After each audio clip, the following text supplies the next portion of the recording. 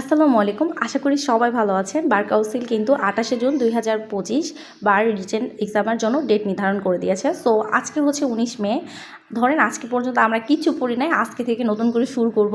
আর সব সময় যদি আমরা বাদ দিই তাহলে আমাদের হাতে ধরেন ৩০ দিন সময় আছে। এই ৩০ দিনের মধ্যে কিন্তু অন্ততপক্ষে আমাদেরকে ৩ বার পড়তে হবে।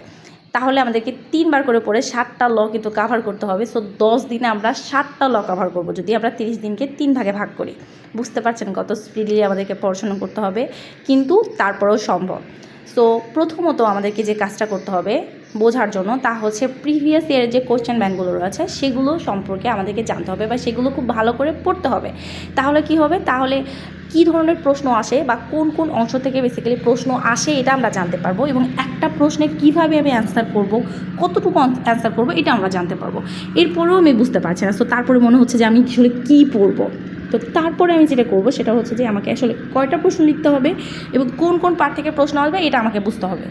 সো বার কাউন্সিল বেসিক্যালি ক অংশ থেকে সিভিল থেকে 2টা এবং এসআর থেকে 1টা, টোটাল 3টা প্রশ্ন থাকবে যেখানে আপনাকে উত্তর করতে হবে 2টা প্রশ্নের। এবং খ অংশ থেকে সিআরপিসি এবং পেনাল মিলিয়ে মিক্স করে কোশ্চেন করা হয় 2টা, যেখানে 1টা প্রশ্ন উত্তর লিখতে হবে।